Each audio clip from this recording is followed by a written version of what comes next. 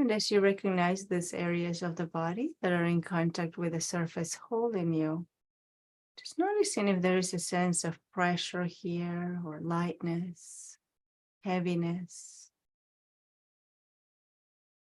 as the body just settles in, as you safely sink into the surface holding you, fully supported. And just kind of as if you were sitting on sand on a sunny day at the beach, the body just making its imprint right through the sand, and in this case, right through the surface holding you.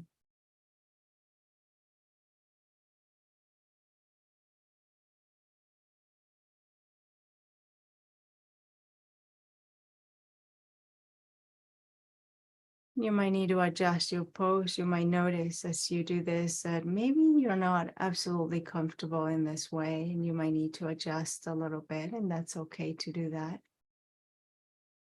It's always important to attend to what you need.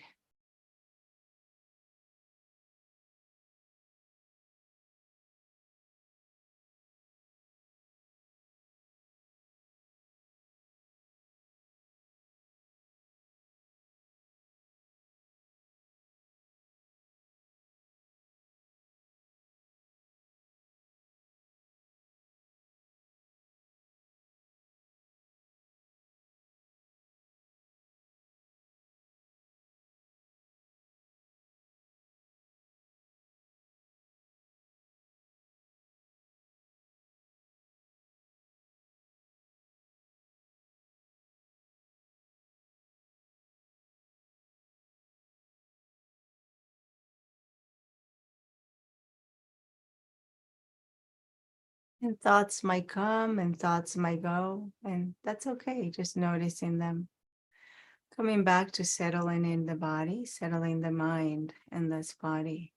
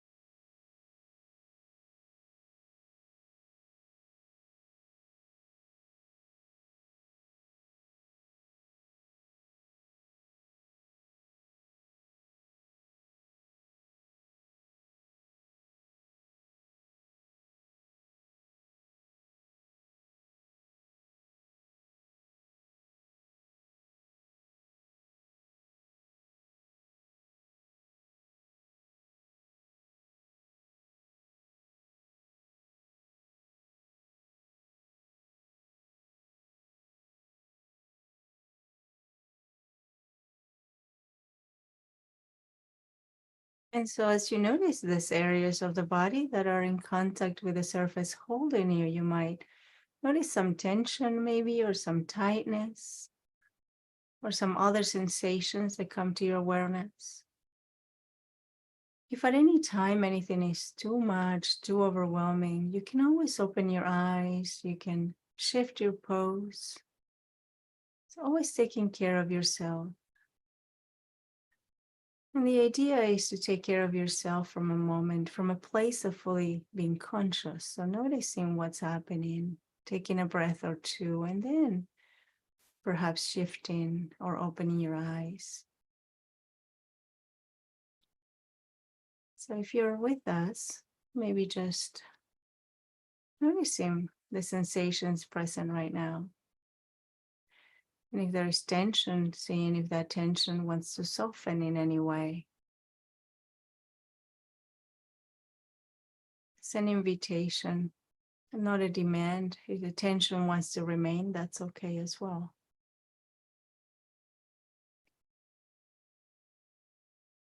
We can always get curious about it.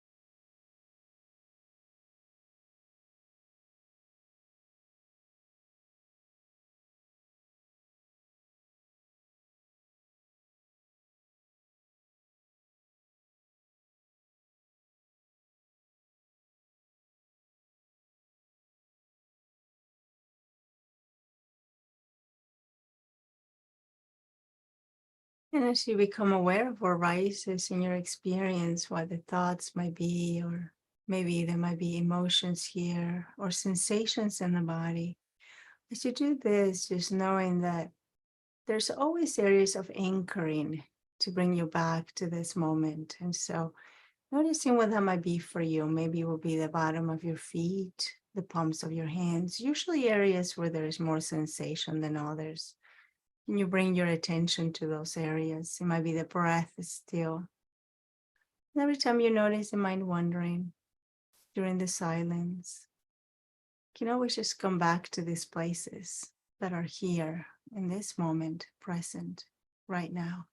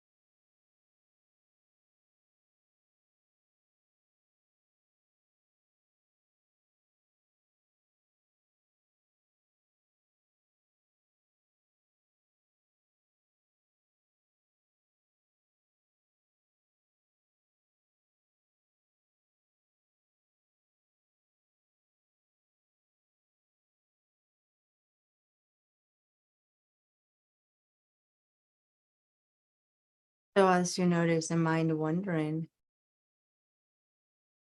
if you're noticing, that's a mindful moment. And so it's a moment to be celebrated. And if you're taken away, carried away in a story, in the chatting of the mind, just seeing if you can just court your attention right back to any of the anchoring points that you might have set up. Maybe the bottom of your feet, palms of your hands, the breath that comes in and leaves the body, fully aware of the in breath, the out breath. Just noticing this movement of the breath, just kind of related to the ocean waves. They come in, they retract, and they come out. So seeing if you can just follow the rhythm of your breath or sense through your hands or feet.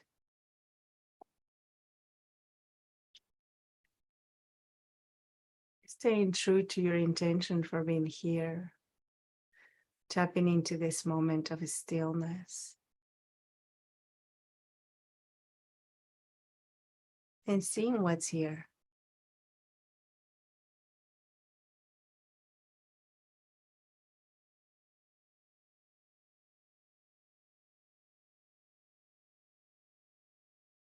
Having these anchoring points to always carry you through your experience, keeping you fully rooted, fully grounded.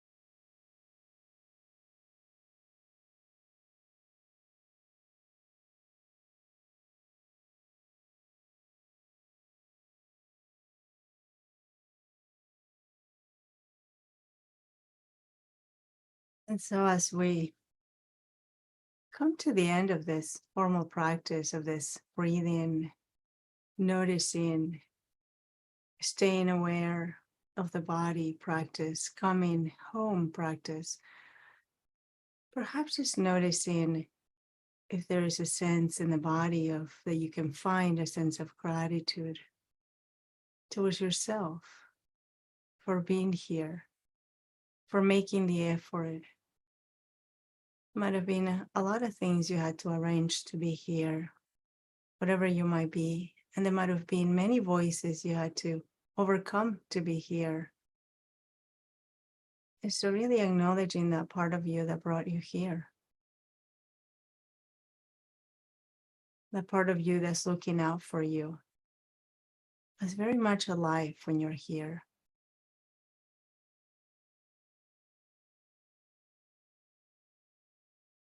This part that insists that you take care of yourself, that you get to know yourself better.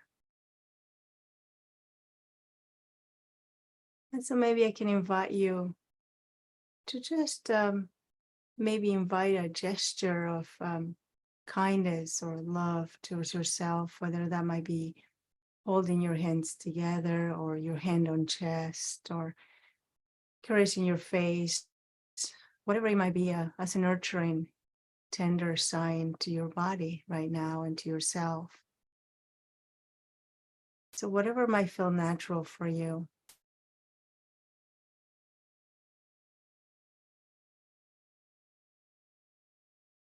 And maybe just expressing a sense of gratitude from deep within. And we can just say thank you. Even if the practice was challenging for you today, thank you for showing me. Even if it was, thank you for showing me that my mind is all over the place. Thank you for showing me that I'm stressed. Whatever it might be, or thank you for showing me the stillness of this moment. And again, in this practice, we get away from the sense of judgment. Non-judgmental attitude is one of the things that we practice. And so whatever the moment brings, it's just what is. And there's a learning from every moment and from everything that happens. So we'll just stay here for a moment with this sense of gratitude in the silence.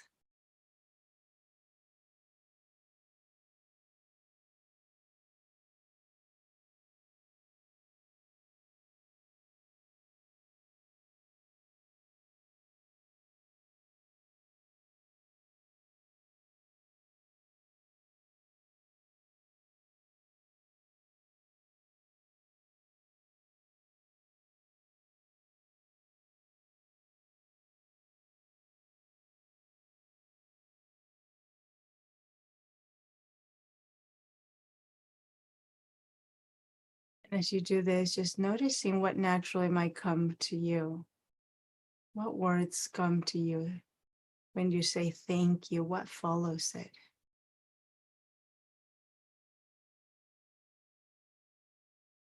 Maybe thank you for your kindness, for taking care of me, or thank you for loving me. Whatever might rise towards this part that's here taking care of you today.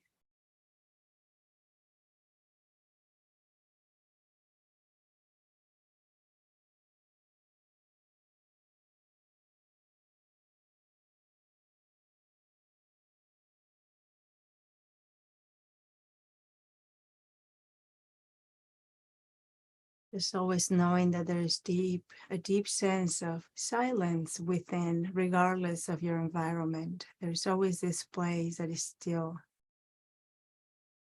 that you can check in with.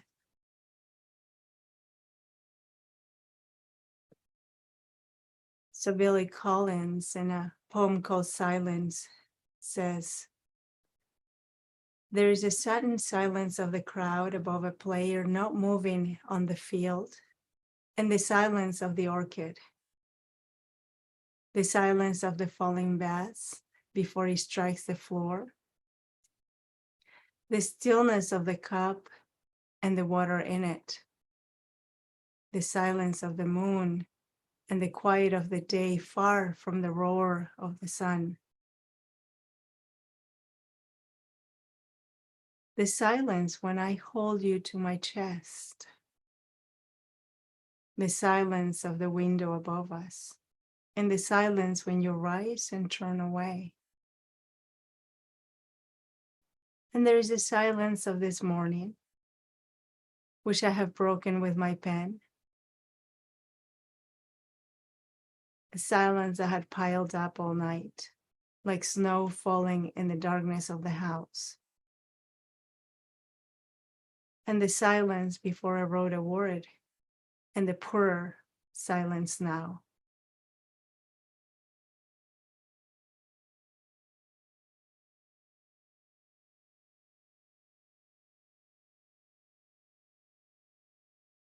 So whenever you're ready,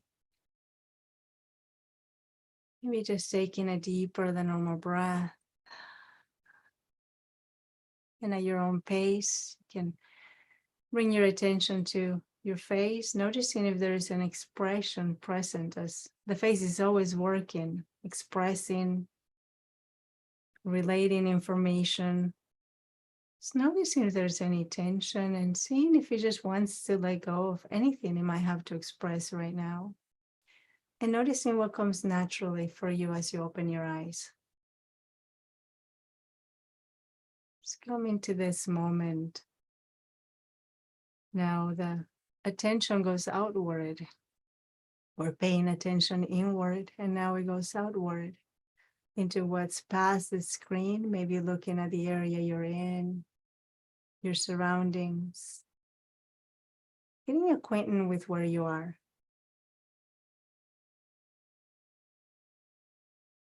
And then really gently, whenever you're ready, you can come back to the group.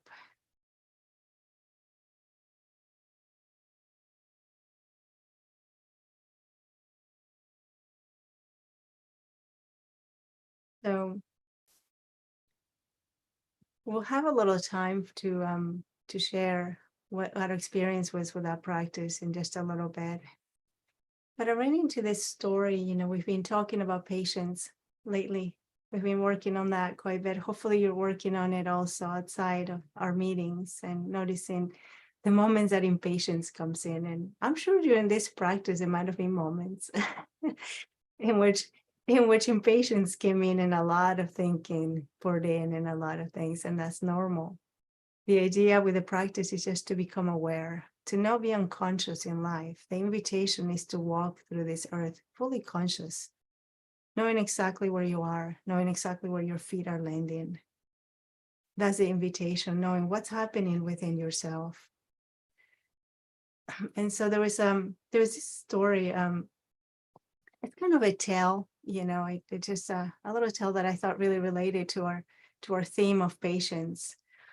And some of you might be familiar with how bamboo trees grow. I don't know. I wasn't. So I was just researching because I love bamboo trees and I love landscapes that have them. And so I started reading about them, and I realized that a bamboo tree takes a very long time to grow. And it doesn't just happen overnight. And so I ran into this story about a farmer that actually plants the seeds for a tree. And so I wanted to share with you. So get comfy, story time. If you want to just rest back in your chair, that's perfect. And so this is a story, I'm going to read it. This is a story about a bamboo farmer. It said the man had been farming traditional crops all his life. So traditional crops are those that are always, that farmers actually grow, that come with the seasons, and they know that their land is perfect for them. It might be tomatoes or carrots or whatever it is that they are used to. Just in case you don't know, I had to look into that a little bit. And so it says that he had been doing this all his life, just doing these traditional crops. And just like everyone else in his small rural community, but realizing that he wanted more for himself and his family, he started researching for alternatives. He considered many factors, including the climate and soil conditions in the region, as well as what equipment he would require, and ultimately made the decision to grow bamboo. When others in the community heard of his plans,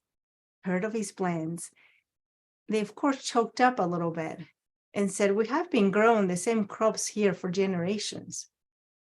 That's just how it is. It's what we do. The farmer was really determined and remained steadfast in his decision. The following spring, when it came time to plant, he stayed true to his plan and seeded his land for growing bamboo. The growing season came and went that year, and while his neighbors harvested their traditional crops, the farmer's crop showed no signs of growth.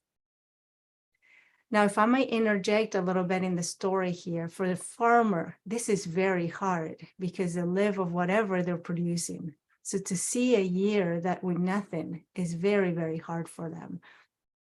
And so there was no signs of growth. But undaunted, he says, the farmer remained confident in his decision. The following year, he continued to carefully and diligently tend to his crops. And at the end of his second year, he again had nothing to show for all of his efforts. The third and fourth year brought the same results, and yet he continued to believe. In the fifth year, the farmer persisted with his plan, trusting that this was just the right course of action. And then it happened.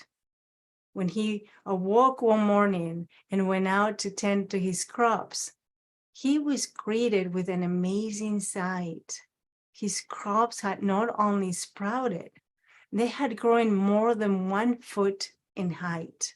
So 1 foot is, for some of you that are in the meter, it's about this much or a little more probably.